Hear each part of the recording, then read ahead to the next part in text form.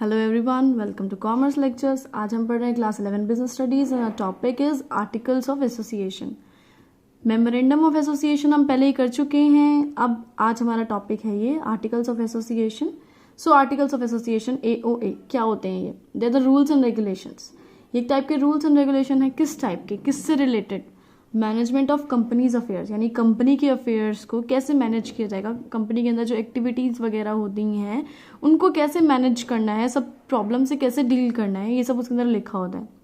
सो और क्या क्या मेंशन होता है इसमें? Powers, duties, rights of managers, officers and board of directors, यानी जो आपके managers, officer, board of directors वगैरह होते हैं उनकी क्या क्या पावर्स होंगी, उनकी क्या ड्यूटीज होंगी, उनके क्या क्या राइट्स होंगे, ये सब किस में मेंशन होगा? आपका AOA में, आर्टिकल्स ऑफ एसोसिएशन में।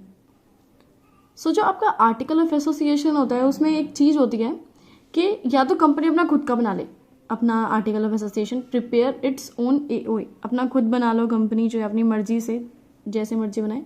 या फिर कंपनी के पास एक दूसरा ऑप्शन भी होता है, company can select any one article of association from table F of companies act. Companies act में टेबल F के अंदर बहुत सारे पूरे 90 सेट्स होते हैं, उसके अंदर से कोई भी एक आर्टिकल ऑफ एसोसिएशन का एक मॉडल जो है कंपनी जो है सिलेक्ट कर लेगी और उसे ही अपना आर्टिकल ऑफ एसोसिएशन बना लेगी। वो उसकी मर्जी है, चाहे खुद बनाओ चाहे सिलेक्ट कर लो आप टेबल F में से।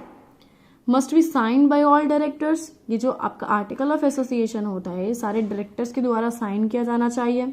अटेस्टेड बाय एनी 2 विटनेसेस, और कोई 2 विटनेसेस से भी जो है अटेस्ट होना चाहिए, यानी साइन होने चाहिए कि नहीं 2 विटनेसेस के। अब आर्टिकल्स ऑफ एसोसिएशन है, हम उनको बायलॉज ऑफ कंपनी भी बोलते हैं, इसका दूसरा नाम है, या फिर डॉक्ट्राइन ऑफ इंडोर मैनेजमेंट। अगर हम मेमोरेंडम ऑफ एसोसिएशन की बात करें तो मैंने वहां क्या बताया था आपको? मेमोरेंडम ऑफ एसोसिएशन को बोला था डॉक्ट्राइन ऑफ आउटडोर मैनेजमेंट, क्योंकि वो बाहर के लोगों के लिए बेसिकली होता है जो था आपका मेमोरेंडम ऑफ एसोसिएशन। बट जो इंडोर एक्टिविटीज जो है, इंडोर यानी अपने कंपनी की खुद के अंदर की जो चीजें हैं उनको कैसे मैनेज करना है, ये सब कौन बताता है? Article of association. और इसके जितने भी कंटेंट्स होते हैं उसको कैसे डिवाइड किया जाता है? पैराग्राफ में, और जितने भी पैराग्राफ्स होते हैं उनमें नंबरिंग कर दी जाती है।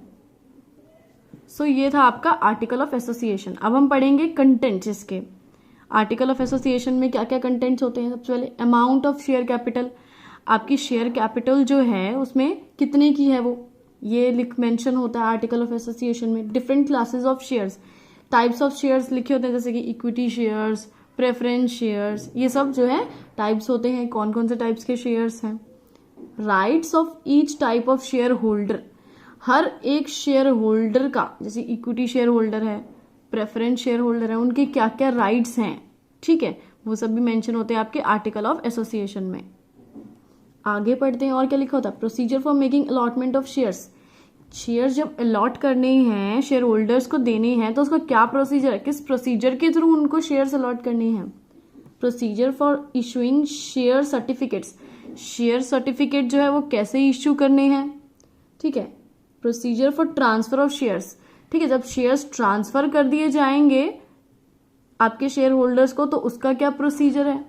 Procedure for forfeiture of shares, अभी फॉरफीचर का मतलब क्या होता है?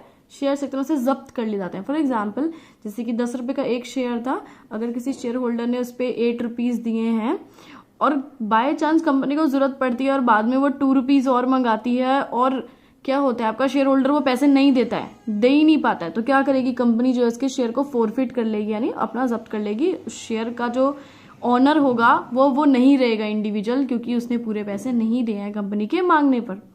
आगे बढ़ते हैं। प्रोसीजर फॉर री इश्यू ऑफ फॉरफिटेड शेयर्स, यानी जो शेयर्स यहाँ जब्त कर लिए थे उनको कंपनी क्या करेगी? फिर से री इश्यू कर देगी किसी और को, ठीक है। अभी जो पहले शेयर होल्डर था उसका कोई राइट नहीं रहेगा उन शेयर्स पे, कंपनी उसे अपने कब्जे में करके किसी दूसरे को री इश्यू कर देगी, तो उसका क्या प्रोसीजर है वो भी मेंशन होता है आपका आर्टिकल ऑफ एसोसिएशन में। Procedure for conducting meetings, meetings किस तरह से करी जाएगी, कितने टाइम में की जाएगी, ये सब भी मेंशन किस में होगा? आपका आर्टिकल ऑफ एसोसिएशन में।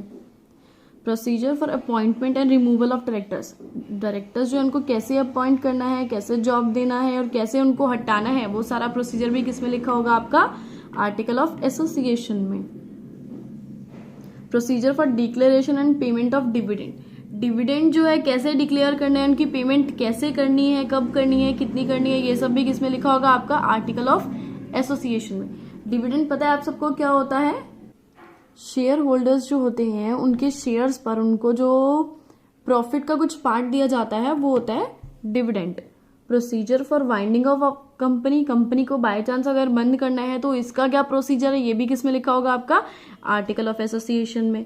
Procedure for keeping of books of accounts and their audit, ठीक है, अकाउंट्स कैसे किस टाइप के मेंटेन्स करने हैं, कितने टाइप के अकाउंट्स बनाने हैं, उनको ऑडिट कैसे करवाना है, ठीक है, ये सब भी किसमें मेंशन होता है आपका एओए में। Duties pass, remuneration of directors, directors जो उनकी क्या ड्यूटीज हैं, क्या क्या उन्हें काम करने हैं, उनकी क्या पार्ट्स है, क्या कर सकते हैं वो, उनकी सैलरी, रेम्यूनरेशन मतलब एक तरह से होता है जैसे सैलरी वगैरह उनकी, ठीक है, कैसे उनको दी जाएगी, वो सब भी किसमें लिखा होता है आपका एओए में। Seal of the company, company की सील यानी जैसे कंपनी की एक स्टैंप होती है ना अपनी हर एक जो पेपर पे लगाई जाती है, वो भी जो है सब कुछ किसमें मेंशन होगा आपका आर्टिकल ऑफ एसोसिएशन में। अभी आते हैं इसी में अगला टॉपिक है alteration of article of association. अब जो आपका एओए है उसको कैसे ऑल्टर किया जाएगा, उसका क्या प्रोसीजर है। इसको ऑल्टर करने के लिए क्या करना पड़ता है आपको, स्पेशल रेजोल्यूशन पास करना पड़ता है। स्पेशल रेजोल्यूशन में आपको बता चुकी हूँ, यानी मिनिमम 75 मेंबर्स जो हैं उनकी हाँ चाहिए, उनका कंसेंट चाहिए, वो होता है आपका स्पेशल रेजोल्यूशन। साथ में कुछ कंडीशंस भी हैं उसके लिए, वो कंडीशंस मैंने नीचे मेंशन करी है।